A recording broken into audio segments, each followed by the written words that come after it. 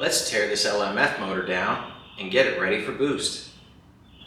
We'll start with the cylinder heads.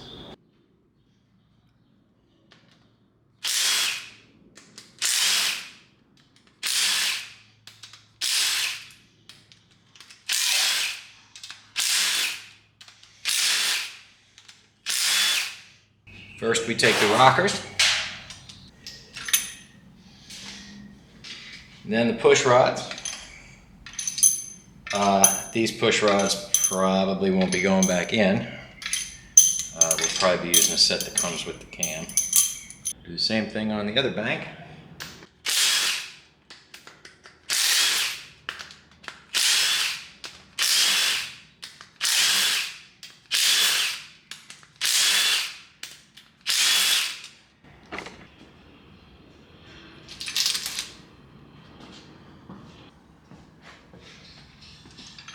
Get the push rods out.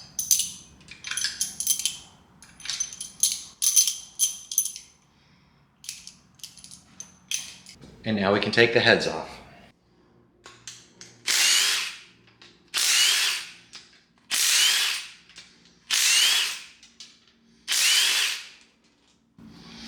We definitely are not sending these heads out for machining, so it is very important that we release the torque in a very specific way on these heads.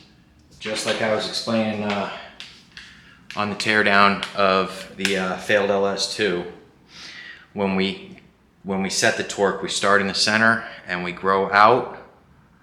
So we spread the head and the gaskets and we flatten it out this way. When we release the torque, it needs to be from the outward, spiraling in with the torque bolts, and the head doesn't ever get distorted.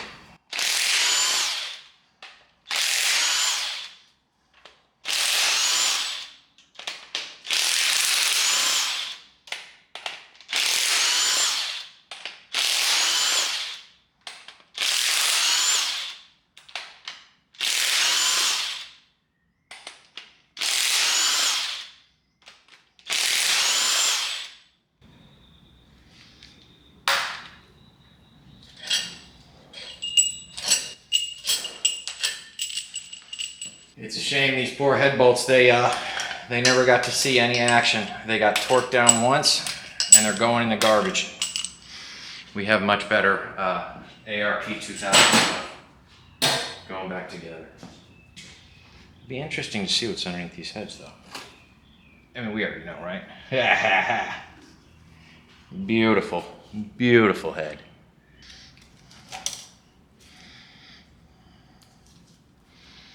These gaskets are, these are only a 3-layer, with the middle layer being very thick. The gaskets we have going in are much better than this. They're better for the boost than what these are. Getting rid of parts that never saw any use. All right, same thing with this head. First we take off the small bolt on the top bank.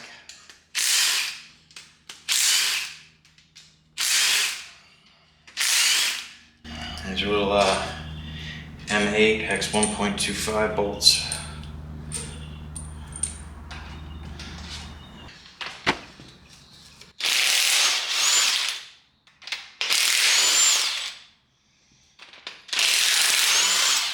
In sequence.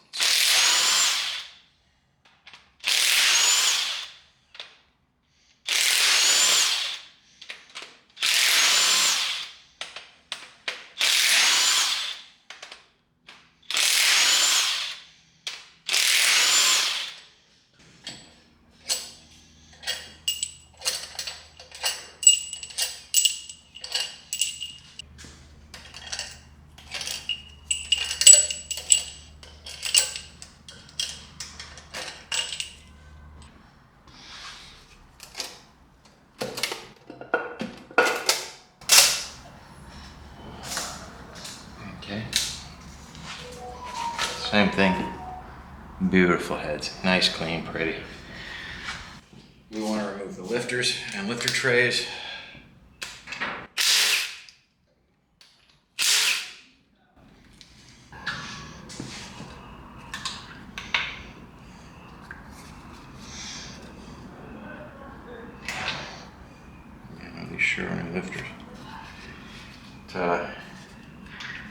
I was asking these guys on the phone if they use new lifters or if they just clean them up and reuse them.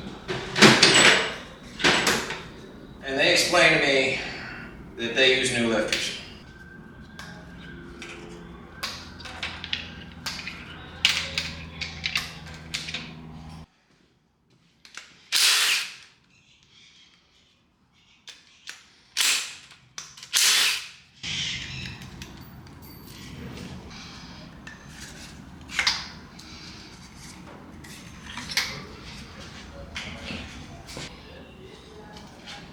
And now the rockers are off, the push rods are out, the heads are off, and the lifters are off. Thankfully, this is a freshly assembled motor, so none of the bits of the gasket got stuck on the block or on the head. And it looks like I really won't even have to put a whiz wheel or anything on the block head and clean them up before it goes on. We want to take the pan gasket off now. Let's get the motor upside down. Or take the pan gasket off. Oh, there's an assembly loop in there.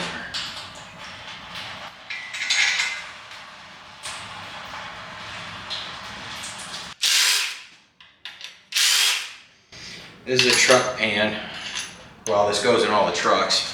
There's a lot of applications that I play with that this just wouldn't work with. I never use these pans.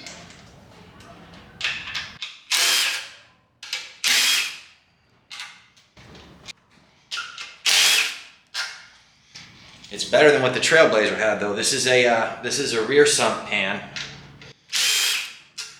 which is better than what the Trailblazer came with. Lord, the Trailblazer SS came with a front sump pan.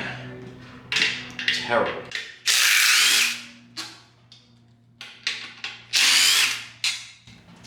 Where the back of the sump would be normally, like right here in this area on the Trailblazer, is the steering rack.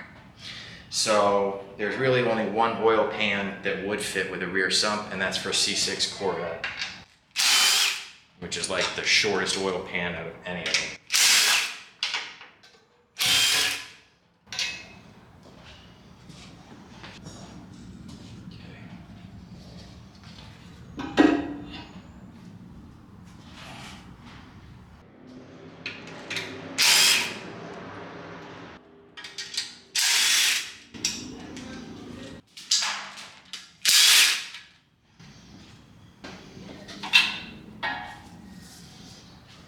Yeah, we'll set that down here for now.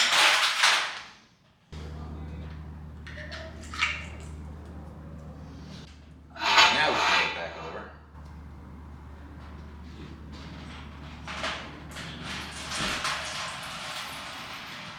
And now we can work on getting the cam out. First we take the timing cover.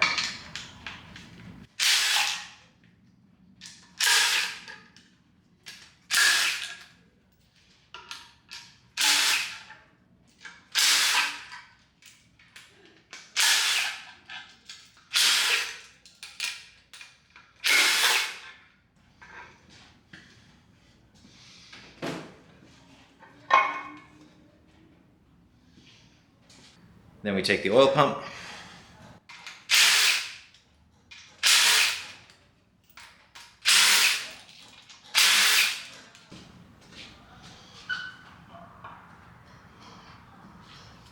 And we take the cam phaser.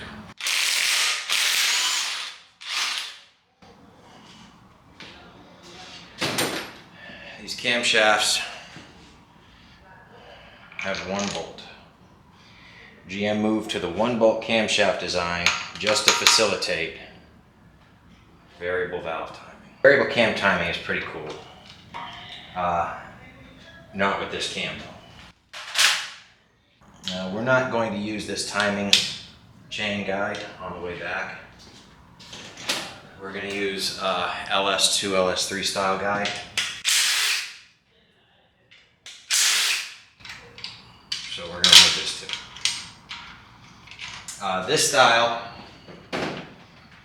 has actual plastic actuator, spring-loaded guide on the side that helps take up the slack by pushing it in. The LS2, LS3 style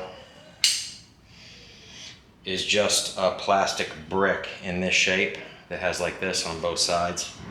And that's what we're going to switch to. It's better for higher RPM and for stronger cams. Now we need to take the camshaft thrust plate off.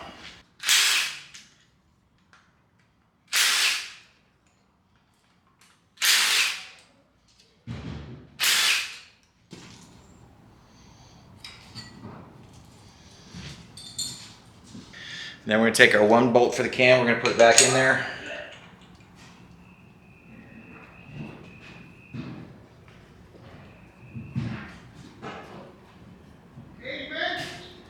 And that's what we use to pull the cam out with.